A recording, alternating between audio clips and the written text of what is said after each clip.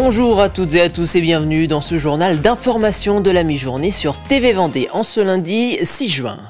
Vous l'avez peut-être déjà vu patrouiller dans la baie des Sables d'Olonne ces derniers jours, le Sablot, ce navire d'intervention qui a récemment rejoint la flotte de la ville grâce à un don anonyme d'une sablaise, a officiellement été baptisé samedi dernier.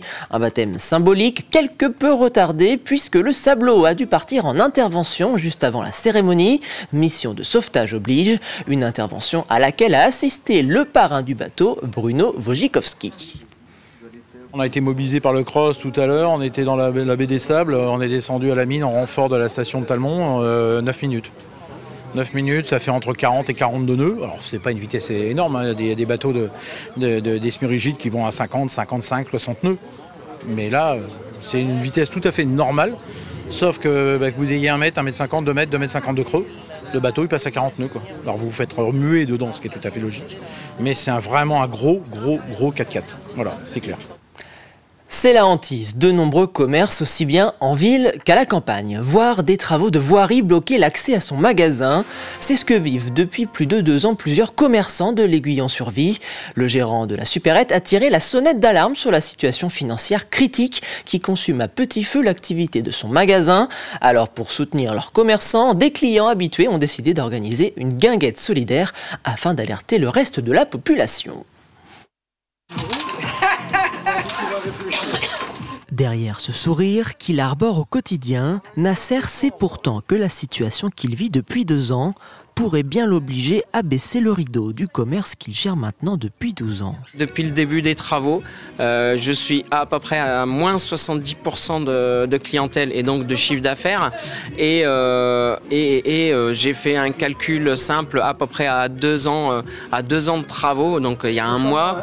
À fourchette basse, je suis à une perte de 300 000 € de chiffre d'affaires. Des travaux d'assainissement, puis d'embellissement de la rue qui ont en partie, voire totalement, coupé le lien entre le gérant de cette supérette et la plupart de ses clients. On n'a plus le passage habituel, donc les gens, quand ils voient travaux, ils contournent le village.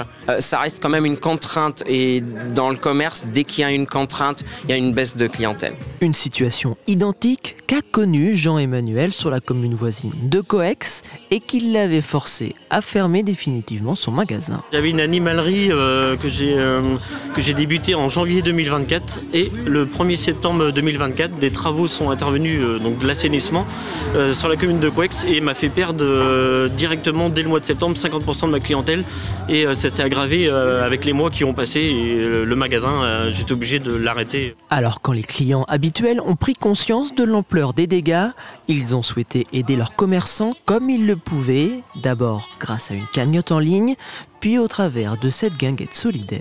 L'objectif c'était de mettre un petit coup de pouce en plus parce que là il faut réussir à tenir jusqu'à la fin des travaux, c'est-à-dire fin juin.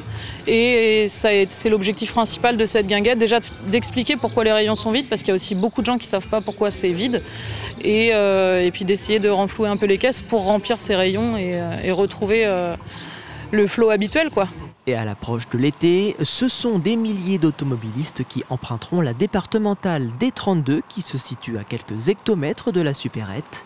Autant de clients potentiels pour Nasser. Du 10 au 20 juin prochain, les antennes vendéennes de l'association À Vélo Sans Âge organisent leur tour de Vendée. Pendant 11 jours, une soixantaine de bénévoles se relayeront pour transporter à bord de triporteurs des personnes à mobilité réduite. Un événement solidaire qui a pour but de rompre l'isolement tout en profitant des paysages vendéens. C'est le plaisir de faire plaisir. J'ai craqué dès que j'ai découvert l'existence de cette association il y a 2 ans et demi maintenant, presque au moment de sa création. Et je venais à peine de prendre ma retraite. Je me suis dit que ça pouvait être super d'allier l'utile à l'agréable. Et en fait, je crois que c'est l'agréable et l'agréable. Et l'utile passe même après parce que ce qu'on ressent dans l'émotion qu'ont nos passagers, voilà, ça nous gonfle d'énergie et de dynamisme pour le restant de la journée. Je vous propose de retourner en bord de plage à Saint-Hilaire-de-Riez où les stagiaires sauveteurs en mer viennent de terminer leur formation. 1 an de cours théoriques et pratiques afin de former celles et ceux qui seront affectés à la surveillance des plages du Grand Ouest. Alice Prandini a suivi pour nous cette dernière étape de leur cursus de formation.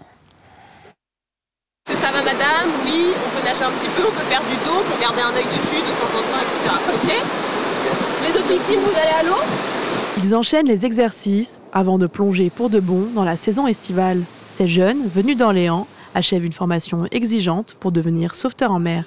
Dans quelques semaines, ils seront sur les plages aux côtés des 1600 nageurs sauveteurs déployés dans les 235 postes de secours partout en France.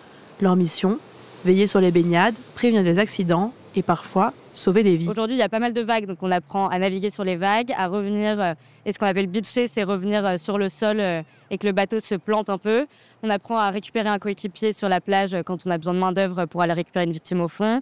Et là, on fait un autre exercice et on apprend à aller récupérer vraiment une victime. Pendant plusieurs mois, ils sont formés par les bénévoles de la Société nationale de sauvetage en mer. Ils décrochent 6 diplômes, secourisme, permis bateau, radio et surtout le SSA, surveillance et sauvetage aquatique sur le littoral. La dernière étape, 100% pratique. L'objectif, savoir réagir vite, en équipe, avec le bon matériel, dans les conditions proches du réel. Une fois prêts, ce sont les mairies qui les embauchent pour la saison de juin à septembre. C'est assez compliqué de motiver les jeunes à s'investir et à donner du temps. Néanmoins, on y arrive quand même. Là, on est 50 sur ce stage, donc on voit que ça fonctionne quand même. Mais voilà, faut réussir à tous les jours transmettre et faire monter en compétence les gens. Sur la vie d'un nageur sauveteur, c'est plutôt un étudiant.